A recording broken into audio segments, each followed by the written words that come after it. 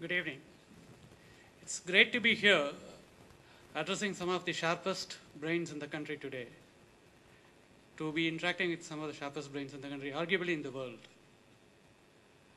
I have dreamt of being in IIT, but the closest I got was to get a sample entrance exam question paper from Brilliant Tutorials.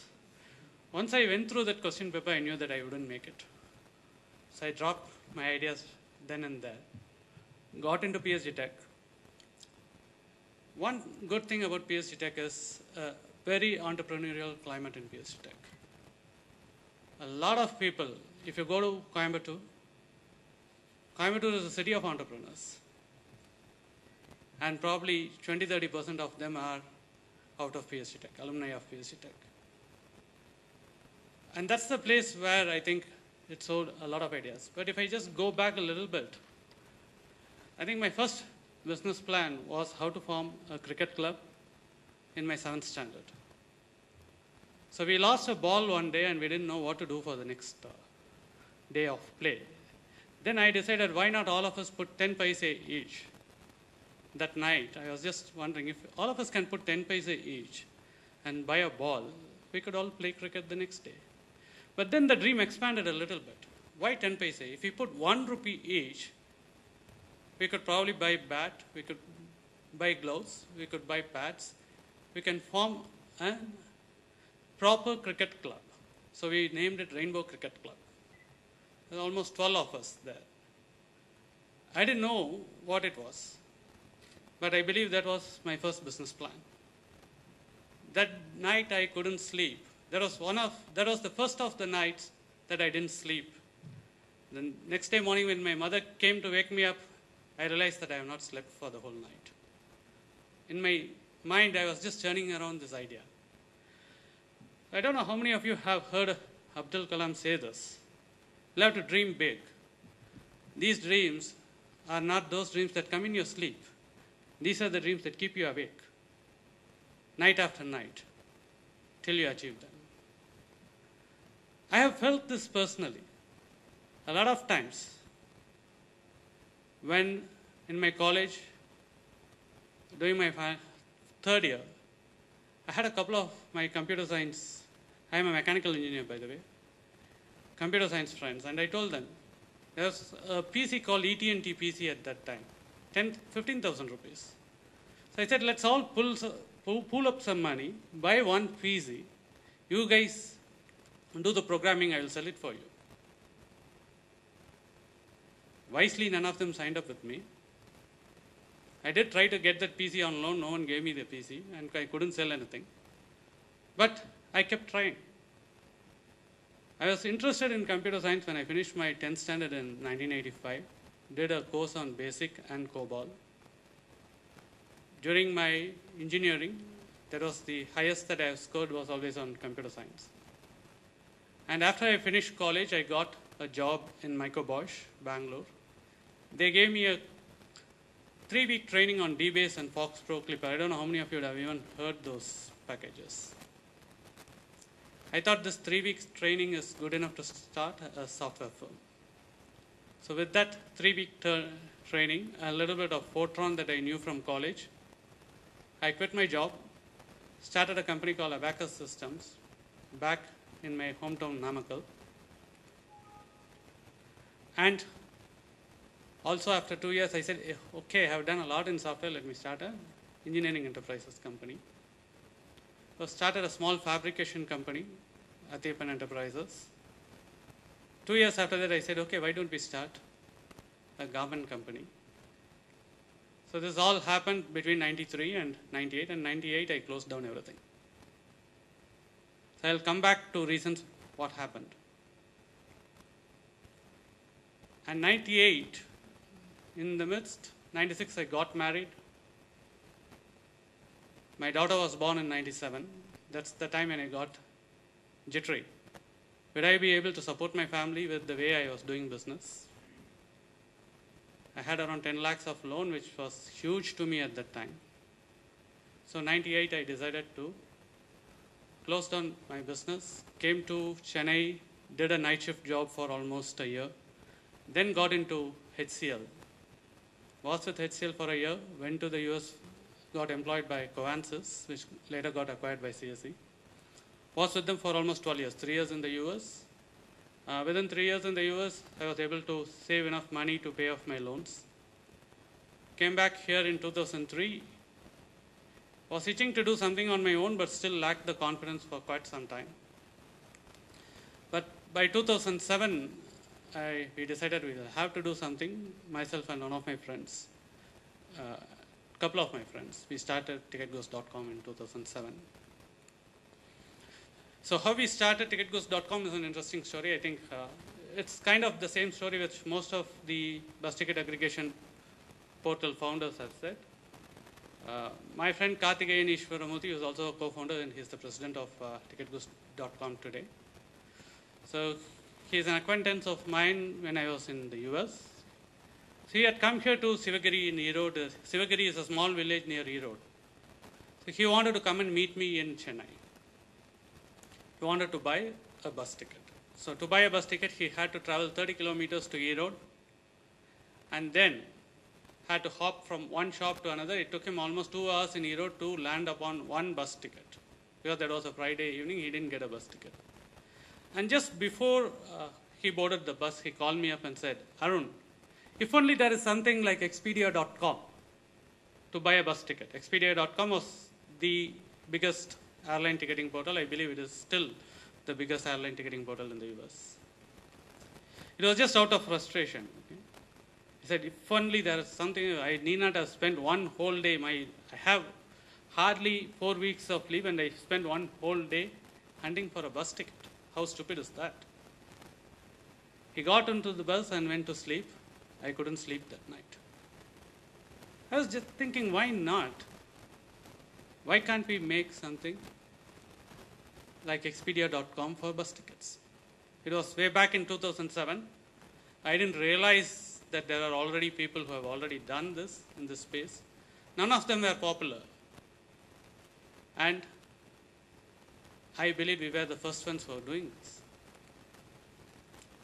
So that was the start of yet another night which I didn't sleep.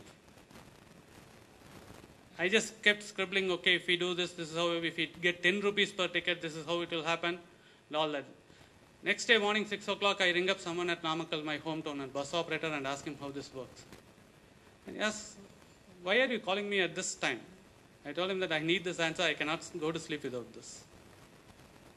And then he told me, okay, we operate through agents, we give them a 10% commission. And I thought, what, 10 rupees? 10% is much more than 10 rupees.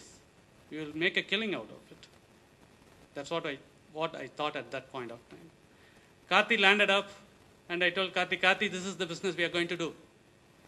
We are going to aggregate bus tickets online. And all of us, that's the amount of market research we did.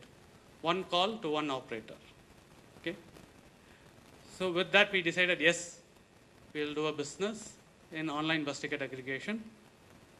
And we named the ticket portal as ticketghost.com. At that time, we decided that we will not associate it with bus because we thought we could do multiple other services other than just bus.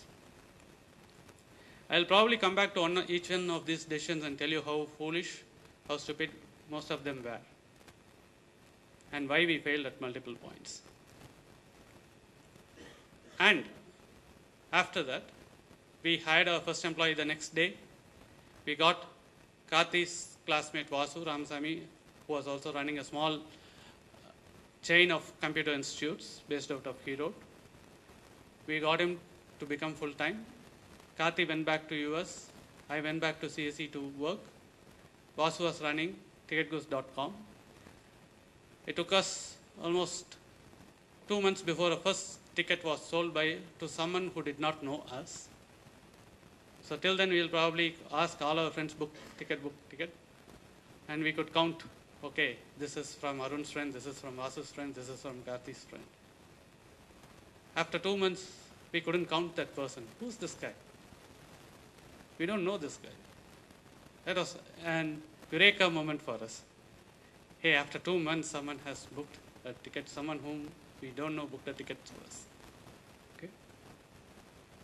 and took us almost 1 year, or probably a little more than that, to book 100 tickets a day. I was having dinner with my cousin at Annapurna in Coimbatore on that day when my partner Vasu called me up and said, Arun, today we have crossed 100 tickets.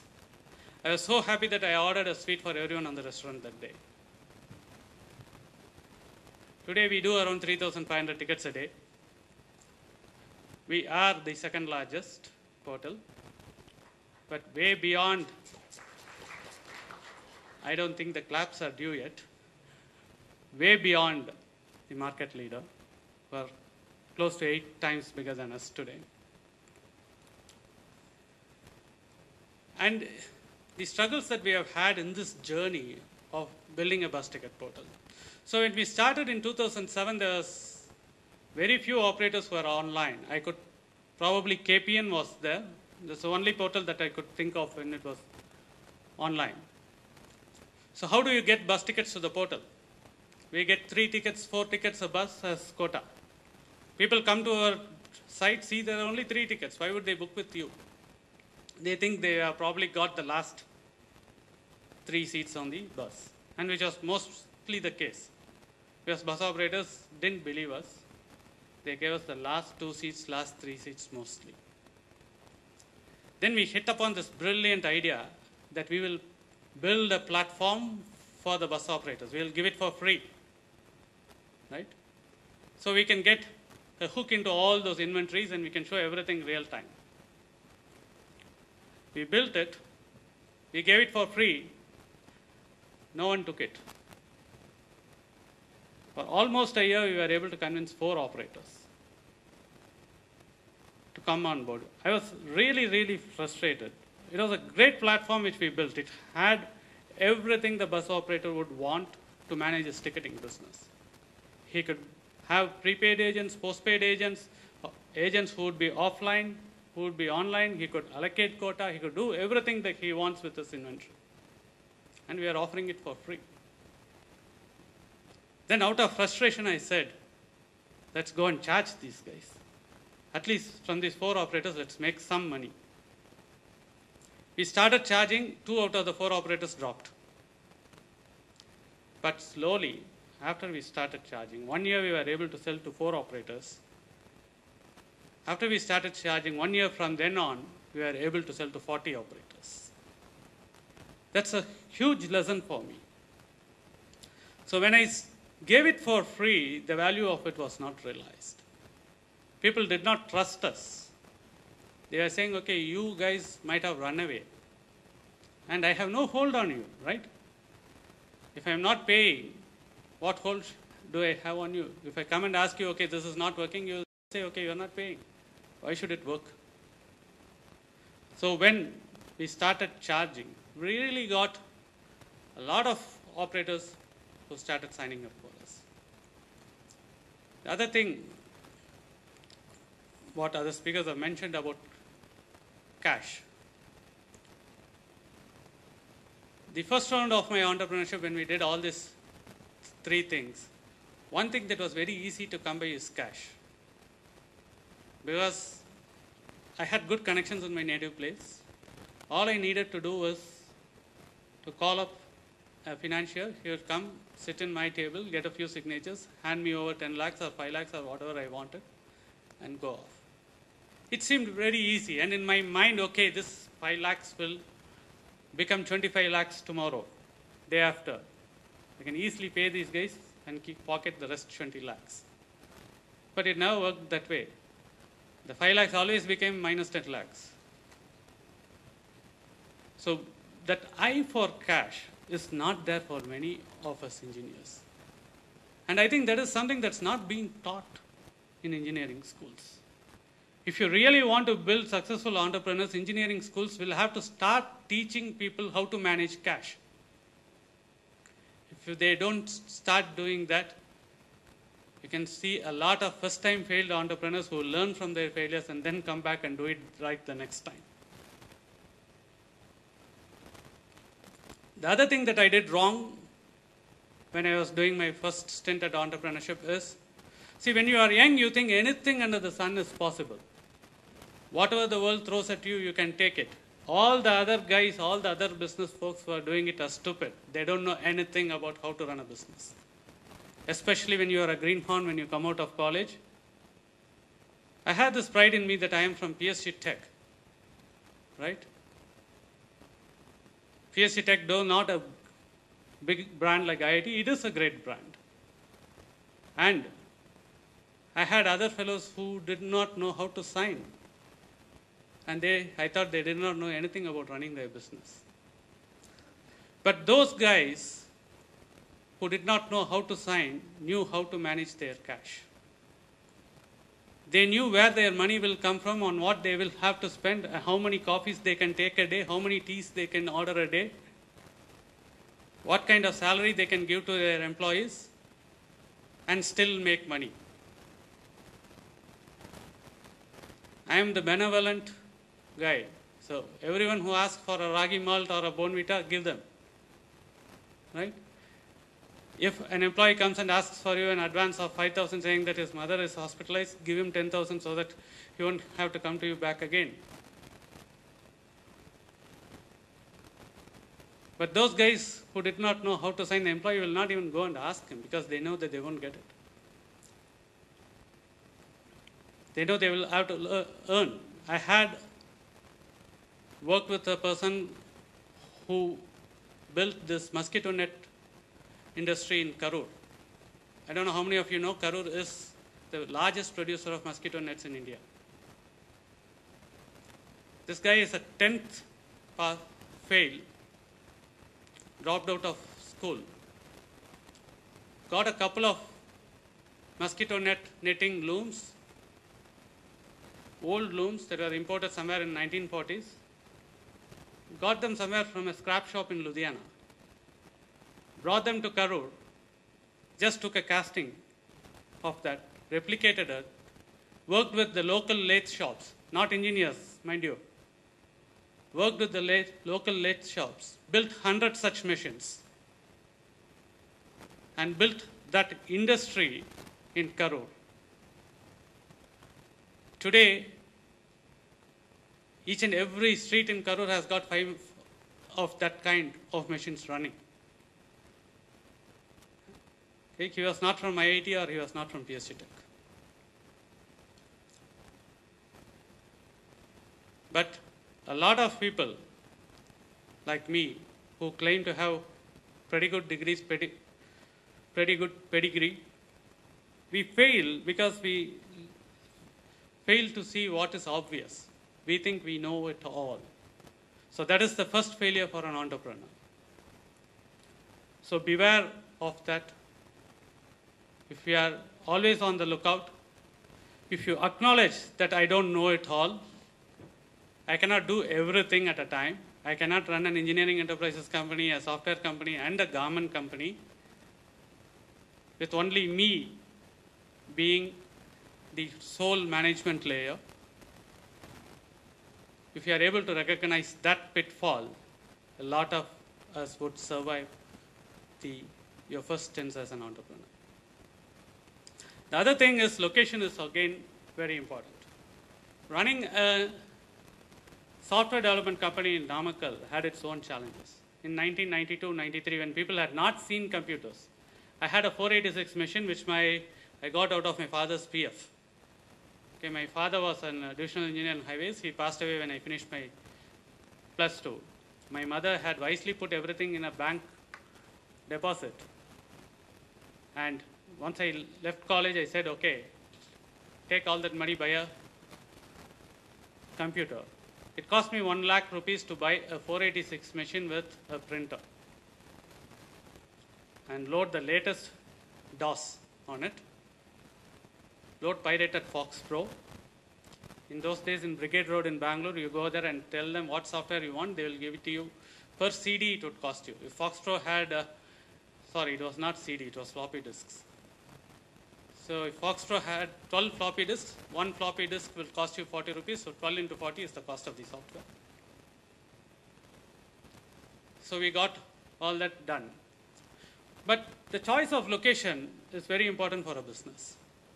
If I had done a lorry body building industry in Namakkal, probably I would have succeeded. If I had done poultry in Namakkal, I would have probably succeeded. It's one of the 5 largest centers for poultry in India. Lorry bodybuilding, I think it stands third, next to Ludhiana and some other city in north. But I chose to do software, and people did not know what a computer was. We will put this 486 machine on an auto and go and show them, okay, this is what a computer is. So this is what it can do for you. People will look at all that. We'll come back in the night. We had a couple of orders from relatives who thought, poor guy, he's suffering a lot, let us at least give him some order. That's how we got it. It's not because they understood the value proposition we brought to them. And we would sit down in the night and code. Okay? But after this initial 2 customers, when we started going out to others, they will say, okay, this big box, the computer, this costs me 40,000 rupees.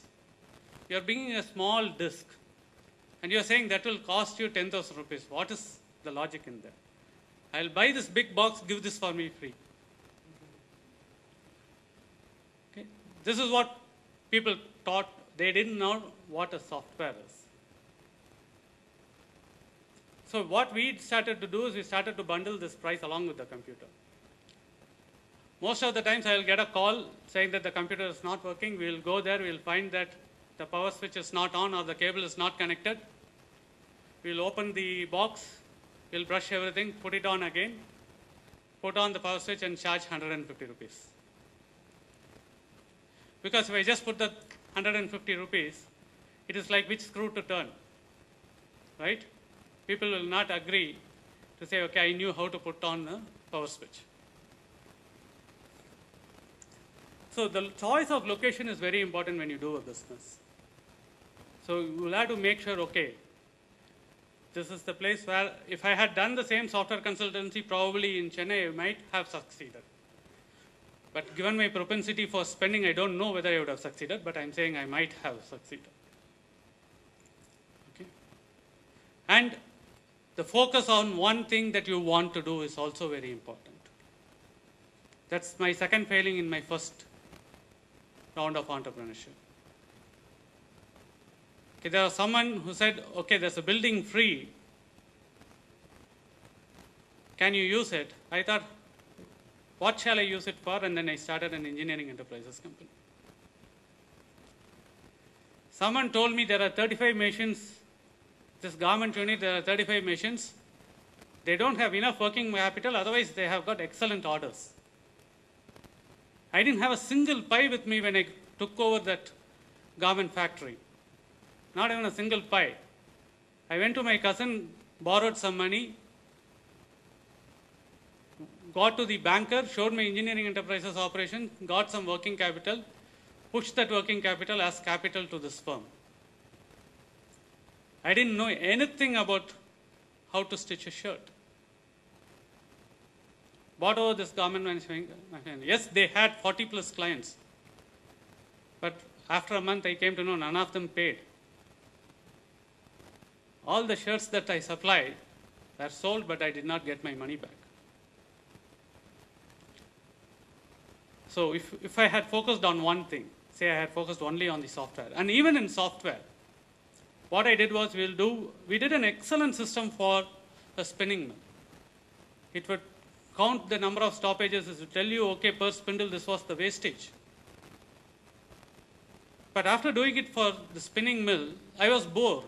So I went for some other industry. I went into bus body building. I had made a software for bus body building. I can do a bill of materials for bus bodies up to the number of kilos of screws you needed. But what next? Mosquito net netting industry. What next? Petrol pump. You know how this, I know exactly how this petrol pump swindles you. I know how to recalibrate that meter and I know how to account that for in the software. So in those days, most of the businesses will have 2 accounts. I believe probably in even today, smaller businesses have 2 accounts. So I built an accounting system which would accommodate 2 accounts. So you put in one password, you will see one thing. You put in another password, you will see the real accounts. But when I did a software for a spinning mill, I did not stick with it. I did not go and sell it to 10 different spinning mills. One spinning mill, the challenge was over. I went again and started doing something else. So your focus on one idea and your ability to scale that one idea is key to success. Even when we started ticketgoose.com, we are not that focused. We are saying, okay, we'll do anything that takes a booking. A hotel booking we can do, a restaurant table booking we can do, cinema ticket booking we can do, railway tickets, air tickets, and bus tickets is what we thought. And that's why the name ticketgoose.com, which is generic, it is not attached to any specific service. But today we are a little wiser, hopefully. The whole bus ticket industry is 20,000 crores. Hardly 1,000, 1,500 crores are getting booked online today. So even though there is a market leader who is 10 times bigger than us, I believe there is enough space for us to grow and enough time to become the market leaders. So what do you need to do to become the market leaders? As my previous speaker was mentioning about the brand value. How do you create a brand? Brand is needed for anything. It is only the stakeholders that differ. If you are in a B2B business, then probably your customers are businesses and they should need to recognize your brand. Not everyone would recognize your brand. But when you are in a B2C business, everyone has to recognize a brand. Till now, till probably 4 months ago, we have done nothing for our brand to be registered in the minds of people. We have had zero marketing expense. I was not a great believer of marketing. I was thinking that word of mouth is good enough to spread the service.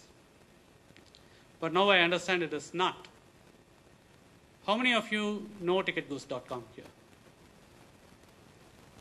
How many of you have seen the TV commercial that we ran? And did you know ticketgoose.com before the TV commercial? Yeah, I see a couple of hands that go up saying that they didn't know ticketgoose.com. That's a surprise to me.